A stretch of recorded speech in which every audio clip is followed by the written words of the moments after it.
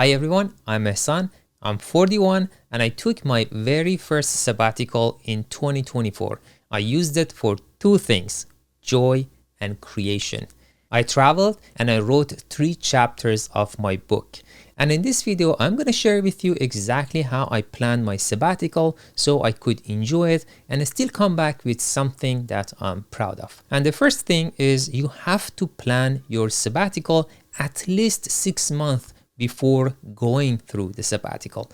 Don't say, I'm going to start my sabbatical and then start to plan it because you are going to waste your time. So minimum of 6 months, and that's what I did. And when I thought about my sabbatical, I wanted to have two things, two modes to accomplish during my sabbatical. One is detaching myself from the routine day-to-day work.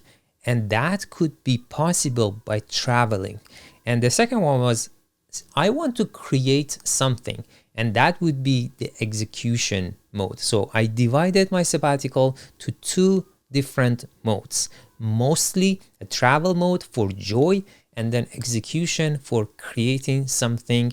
And I purposely wanted to do it in this format, travel first and execution next, because if I start with the execution, I'm still used to day-to-day work. I want to detach myself from going to the meetings and doing all those routines that I am doing for 4 years. So I want to do that first, travel, go to a new place, and just think about nothing and enjoy the life. So I'm going to start with that, and then I'm going to go to the execution mode. And in this video, my main point is to focus on the execution mode, because everyone that goes through the sabbatical think about what I want to do. So in this video, I'm not going to talk about travel. You can figure that out. But I'm going to talk about the execution mode, something that I can create during my sabbatical. And now let's focus on the planning for the execution. What I did was I wanted to define what's my purpose for that portion.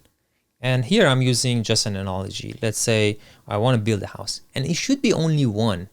If I have too many things in my mind that I want to do, I ended up doing nothing. So I need to have one clear purpose that I want to accomplish. It might be starting a business, it might be learning a new musical instrument, or starting a podcast or a YouTube channel. It can be anything. What I had in mind at the time was writing a book.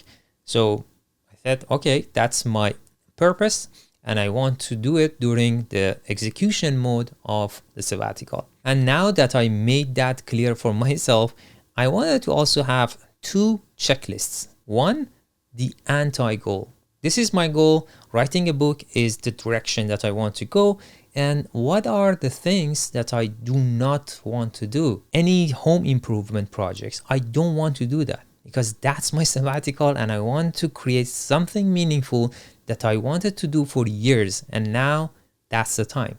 So I wrote down every single thing that I had in mind that I didn't want to do, and that's someone else's goal. And one tip here, never ever announce your sabbatical to the people who you know that they will take advantage of you, because now they know you are available. And the other list was the not to do list, the things that I don't want to do and I shouldn't. Checking my work email or my work phone, everything related to work. Even if it's just for a second, let's do that. No, I don't want to do any of those. So I wrote them down to remind myself that these are the things that I shouldn't do. Now that I have these, I had to define one clear sabbatical win. And this is different from the purpose, because let's say if I say I want to finish the book, this is too much during the sabbatical. I don't have enough time to finish a book. But what if I say I want to just outline the book? In this case, I just have shown the scaffolding for the building, and that would be too easy to do. But then I thought, what I can do that I'm stretching myself. It's not too easy. It's not too much. It should be difficult enough that it challenges me. And I came with the idea that I can write my outline and 3 chapters, and that's it. And that would be the sweet spot for me. Again, that might be different. Here, I'm not telling you to do the exact same thing, writing 3 chapters, but what I thought was what I can do based on my abilities and how I can manage my time. That's the sweet spot for me. For you and your goal, this might be different. And now that I have defined my clear sabbatical win, I had to break it down to the day-to-day work, because the writing the outline and the 3 chapters are in the span of my sabbatical. But what would be the measurable result for every day that I work towards this? So I had to have one measurable daily win for myself. And because my book was a nonfiction book on the business side, mostly towards the knowledge workers on how to design their day-to-day work, I did a research and I found that the number of words that I have to have for this book has to be around like 60,000 words. So I said, I'm going to write half of that as the win for my sabbatical, which is 30K. Now, if I reverse engineer that back, that would be translated to 1,500 words a day. And I'm going to spend maybe 3 to 4 hours a day to get to this daily win. And I don't want to work every single day. I want to work 5 days a week, and I have my weekends off. And I don't want to work like the work I had at work. So I don't want to work 8 hours or 9 hours a day to get to this point. I think 3 to 4 hours of focus time would be enough to get to this point. And again, this is my numbers. Yours for your goal might be different. So now I have defined my measurable daily win, and the last thing I need to do is now to translate this into the Google Calendar block times. So I opened my Google Calendar and I blocked 3 to 4 hours every day for 5 days a week for those 4 weeks. And I had 3 questions in mind every time that I was blocking a time. When I want to start, let's say at 10 a.m., where exactly I wanted to go, I just put it in the calendar, and what is my daily win. So now, if I go back, I can say when I planned, I mostly planned for the execution mode.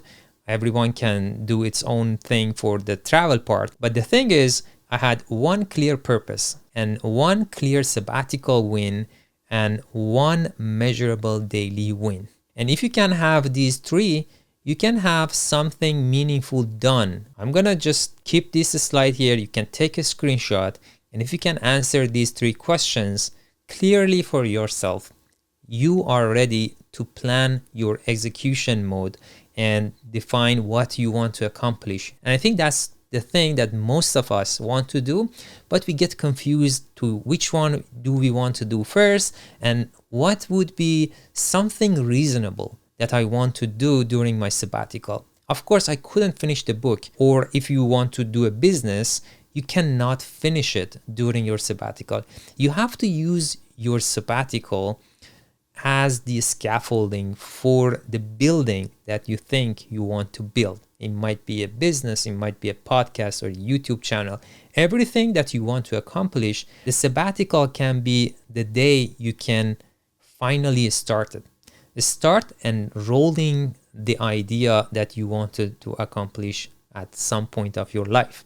So that's what I think. Because if I'm thinking to finish it, then I don't, and I feel guilty once I finish my sabbatical.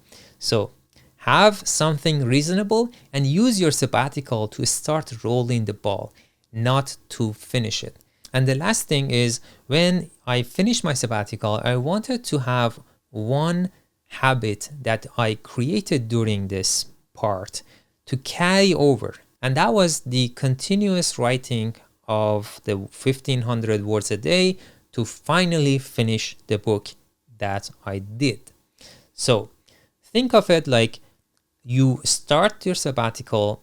In the execution part of it, you start doing some sort of habit that you can carry over, even if the sabbatical is over, but you used it to start the idea.